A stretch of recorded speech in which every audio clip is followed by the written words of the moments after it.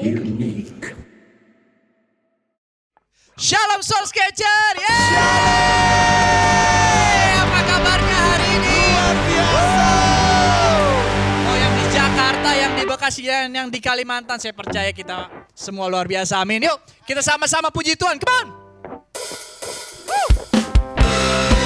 Kita tepuk tangan sama-sama. Karena sebab Tuhan, Dia sungguh baik bagi saya dan saudara. Amin.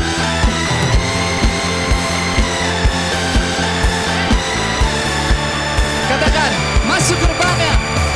Masuk gerbangnya bersyukur dengan penuh pujian, bersuka di hadiratnya, yang besarkan agung namanya. Puji dia tiuplah sangkakala, musik dan tarian. Katakan semua makhluk di bumi di surga, dengan senang hati naikkan pujian. Sebab Tuhan baik, sebab Tuhan baik, sebab Tuhan baik, anugerahnya kekal selamanya. Sebab Tuhan baik, sebab Tuhan baik, sebab Tuhan baik, anugerahnya kekal selamanya. Katakan, Yesus Kristus Allah Tuhanku, pencipta segalanya, datang sujud di hadapannya, angkat tanganmu, naikkan puji. Katakan, sebab Tuhan baik, sebab Tuhan baik, sebab Tuhan baik, anugerahnya kekal selamanya. Sebab Tuhan baik, sebab Tuhan baik, sebab Tuhan baik, anugerahnya kekal selamanya. Katakan, sebab Tuhan baik, anugerahnya kekal selamanya. Oh, sebab Tuhan baik, anugerahnya kekal selamanya.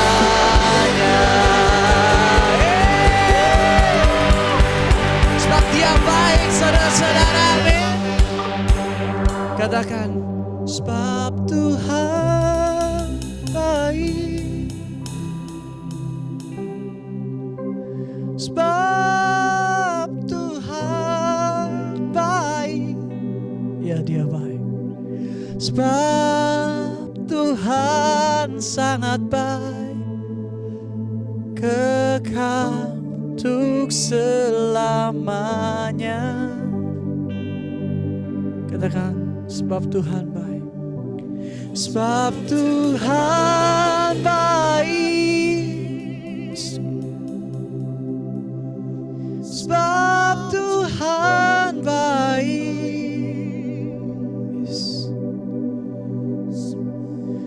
sebab Tuhan baik, anugerahnya kekal selamanya. Yes. Betul Tuhan, karena Engkau sungguh baik bagi kami Tuhan. Dulu, sekarang, sampai selama-lamanya kasih-Mu tiada pernah berubah Tuhan. Kami ingin lebih mengenal-Mu Tuhan. Kami ingin lebih lagi untuk mengenal-Mu Tuhan, mengenal firman-Mu, mengenal pribadi-Mu Tuhan. Jamah setiap kami Tuhan. Terima kasih Tuhan.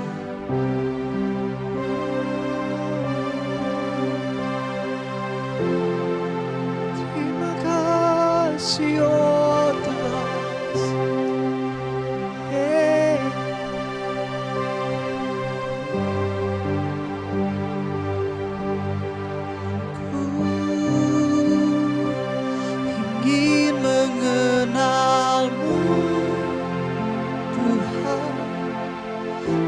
lebih dalam dari semua yang ku kenal.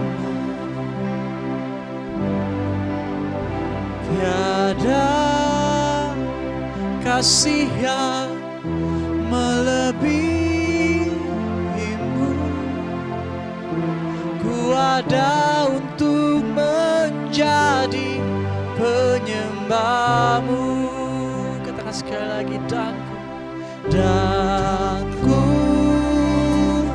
ingin mengenalmu Tuhan, lebih dalam dari semua yang ku kenal. Katakan tiada kasih yang melebihimu. Ku ada untuk menjadi penyembahmu.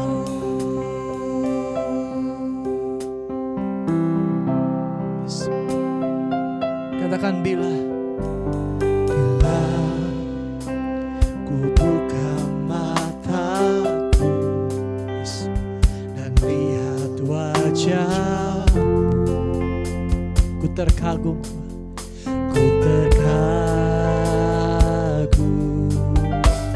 bila ku lihat hidupku dan karya tangan.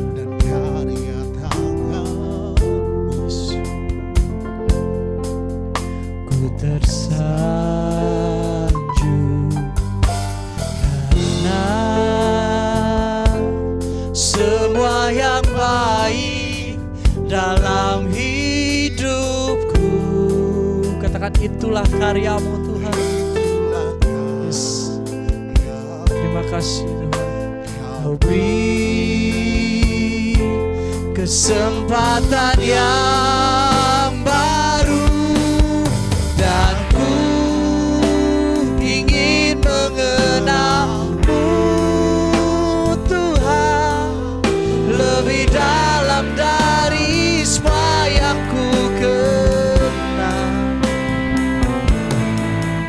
Tiada kasih yang melebihimu.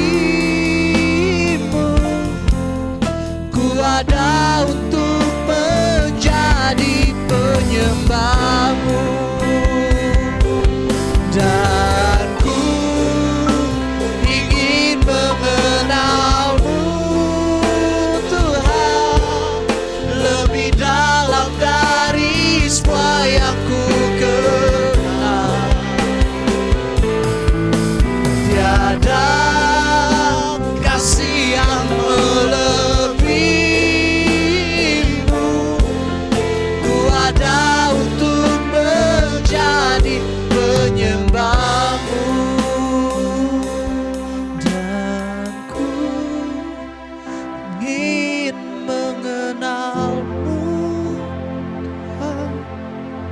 lebih dalam dari semua yang ku kenal. Tiada kasih yang melebihimu. Ku ada untuk menjadi penyembahmu. Katakan ku ada untuk menjadi penyembahmu, dan kami ada, ku ada untuk menjadi penyembahmu. Terima kasih Tuhan. Terima kasih Tuhan. Terima kasih Tuhan. Saatnya kami akan mendengarkan kebenaran firman-Mu Tuhan. Buka setiap hati kami Tuhan. Biarkan seperti tanah yang subur Tuhan. Apa yang Kau berikan tertanam di hati kami Tuhan. Dan kami sambut berkat-Mu. Sama-sama kita katakan amin. Selamat menyaksikan kebenaran firman Tuhan. Bapa, kami mengucap syukur untuk kebaikan-Mu yang selalu Kau nyatakan di dalam kehidupan kami.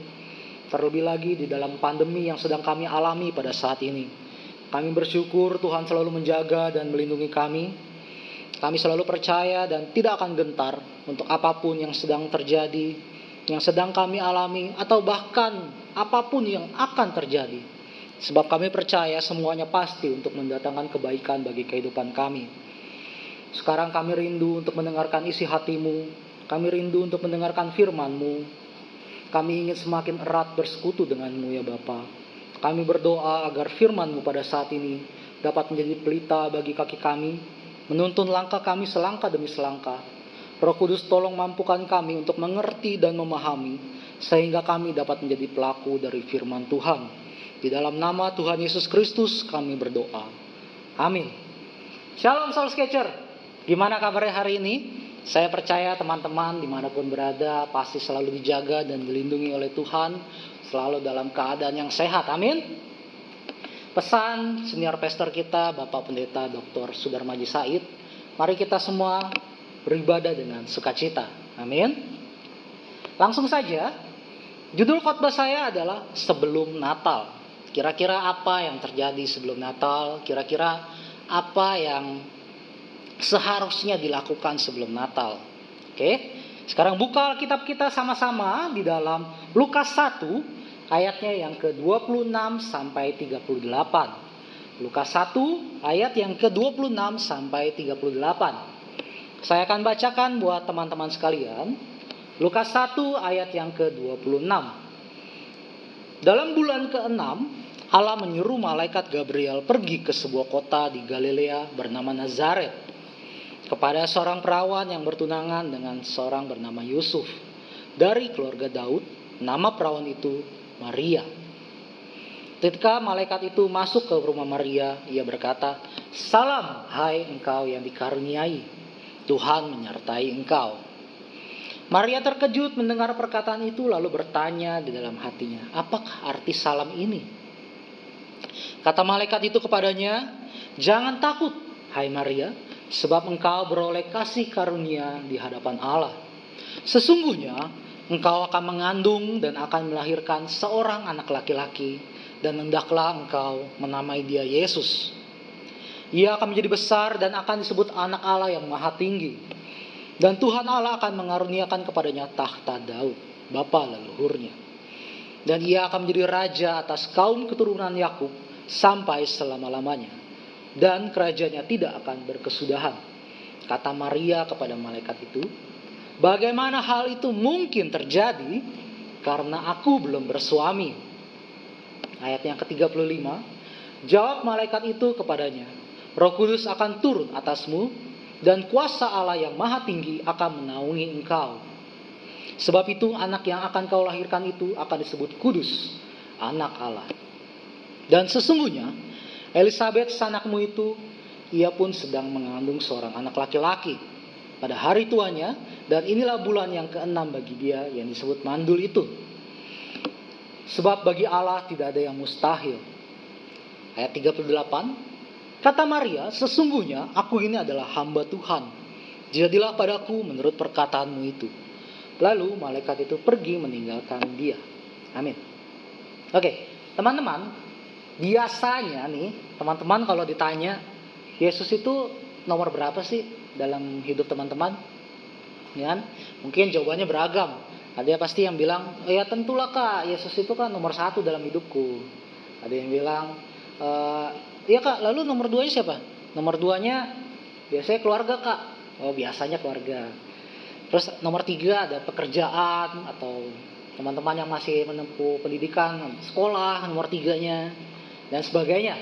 Tapi ada juga yang bilang, tunggu, nomor 2 biasanya pacar Kak, bukan keluarga. Keluarga nomor 3 gitu. Nah, apakah ini salah? Ya kan? Tentu nomor 1 pasti Yesus semua gitu. Tentu buat saya ini gak salah.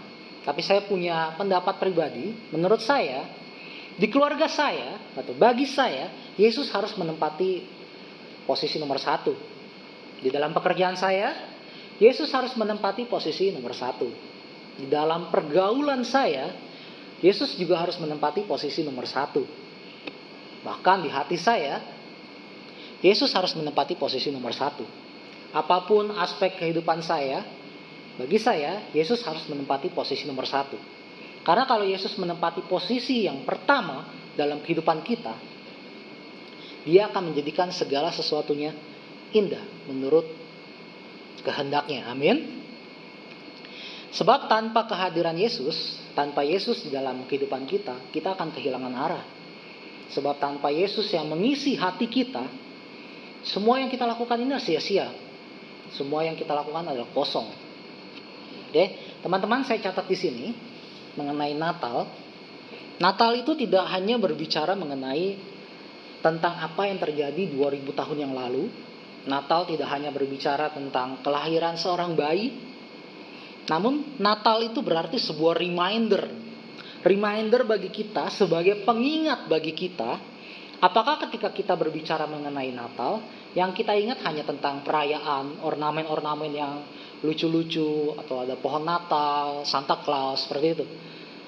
Natal seharusnya menjadi pengingat bagi kita bahwa Dia lahir ke bumi, memberikan teladannya bagi kita, memberikan nyawanya bagi kita sebagai ganti dosa-dosa kita. Dia menjadi perantara bagi kita agar kita dapat bersekutu kembali dengan Allah. Natal seharusnya menjadi pengingat bagi kita, reminder bagi kita, apakah kita sudah memberikan tempat yang layak bagi Yesus ada di dalam kehidupan kita. Apakah kita sudah menghargai makna Natal tersebut? Sebab Natal merupakan sebuah pengorbanan dan kasih. Jadi kalau kita merayakan Natal, bukan sekedar untuk kita mengingat apa yang telah terjadi 2000 tahun yang lalu, nggak salah, tapi bukan hanya itu. Natal itu harus menjadi sebuah refleksi bagi kita, apakah kita sudah siap untuk merayakan Natal, apakah diri kita sudah menjadi satu bagian di dalam Natal tersebut. Saat kedatangannya 2000 tahun yang lalu, banyak orang yang tidak memperhitungkannya, banyak orang yang tidak percaya, banyak orang yang menghina Dia, banyak orang yang merendahkannya, ada pun orang juga yang menolaknya, bahkan orang yang menganiayanya juga ada, tidak mau percaya sampai sekarang juga ada. Bagaimana dengan keadaan sekarang? Bagaimana dengan kondisi hati kita saat ini? Apakah kita termasuk dengan golongan orang-orang yang saya sebutkan tadi saat ini? Ya, ketika malaikat memberitakan kabar baik yang sesungguhnya engkau akan mengandung dan akan melahirkan seorang anak laki-laki, dan hendaklah engkau menamai dia Yesus. Saat ini, kalau kita baca teks ini, kita akan berpikir ini sebuah anugerah, ini sebuah hal yang luar biasa yang Maria terima, ya kan? Tapi coba kita posisikan diri kita ada di dalam posisinya Maria saat itu. Kita seorang gadis, ya, gadis masih perawan, belum melakukan hubungan apapun dengan laki-laki lain, terlebih di dalam konteks bangsa Yahudi saat itu, ya. Tiba-tiba ada malaikat yang bilang, engkau akan mengandung dan melahirkan, ya. Maria nggak pingsan saat itu udah puji Tuhan, teman-teman. Coba teman-teman di posisi Maria, teman-teman pasti bilang apa? Nggak mungkin, ya, nggak mungkin. Sebab bagi seorang anak gadis yang bertunangan, hal ini merupakan sebuah masalah yang sangat besar. Maria, kalau ketahuan hamil tiba-tiba, mereka bisa dirajam, bisa dihukum mati saat itu. Ya, ini merupakan masalah yang sangat besar. Ya, mungkin teman-teman, ini masalahnya baru segitu. Coba teman-teman ada di posisi Maria, ya. Tetapi Maria berkata seperti ini, bagaimana mungkin itu terjadi sebab aku belum bersuami? Bagaimana mungkin? Mungkin teman-teman berkata, keluarga saya hancur berantakan, papa mama saya cerai, bagaimana mungkin saya bisa melanjutkan kehidupan ini? Efek dari pandemi ini membuat saya kehilangan pekerjaan, bagaimana mungkin saya bisa melanjutkan kehidupan ini? Saya mau makan apa? Anak istri saya mau makan apa? Keluarga saya mau makan apa? Saya usaha gagal terus. Saya ditipu oleh seorang yang sangat saya percaya. Bagaimana mungkin saya bisa melanjutkan kehidupan ini? Bahkan di dalam pikiran dan hati saya pun saya sudah tidak memiliki arti apapun. Bagaimana mungkin? Pikiran saya sudah berkata, saya harus menyerah. Kadangkala kita menyerah dalam kehidupan ini. Tetapi kita harus bangkit dan berjuang. Jangan mau kalah sama kehidupan ini. Sebab ketika kita menjadikan Yesus sebagai yang nomor satu dalam kehidupan kita, pasti akan ada jalan keluar dari setiap persoalan yang kita hadapi. Sebab bagi Allah tidak ada yang mustahil. Ayat 38 kata Maria, sesungguhnya aku ini adalah hamba Tuhan, jadilah padaku menurut perkataanmu itu. Bayangkan Maria, seorang yang saat itu mungkin pikirannya pusing mikirin, gimana mungkin aku harus bilang apa sama Yusuf. Tapi dia menerima yang buat dia mungkin saat itu, kalau kita berpikir logis, itu sebuah masalah besar. Tapi dia menerima dan dia bilang, jadilah padaku menurut perkataanmu itu. Sama-sama katakan dengan saya, Yesus harus menjadi yang pertama dalam hidup saya. Karena ketika kita menjadikan Yesus yang pertama, apapun masalah yang teman-teman hadapi saat ini, percaya Tuhan pasti memberikan jalan keluar. Walaupun jalan keluar yang diberikan tidak seperti ekspektasi yang kita inginkan. Tapi kita percaya bahwa itulah yang terbaik yang Tuhan berikan bagi kita. Yang terakhir, pesan saya buat teman-teman sekalian, Soul Sketcher dimanapun kalian berada, momen Natal saat ini, sebaiknya teman-teman memberikan hati teman-teman sebagai refleksi, sebagai pengingat. Apakah teman-teman sudah memberikan yang terbaik bagi Tuhan? Jangan hanya doa, Tuhan mumpung Natal saya mau ini, saya mau ini, saya mau ini. Tetapi ketika saat-saat Natal seperti ini, Tuhan, aku mau memberikan yang terbaik bagi Tuhan. Aku mau memberikan hidupku bagi Tuhan. Aku mau menjadikan Tuhan sebagai yang nomor satu di dalam kehidupanku. Demikian firman Tuhan pada saat ini. Tuhan Yesus memberkati kita semua. Shalom.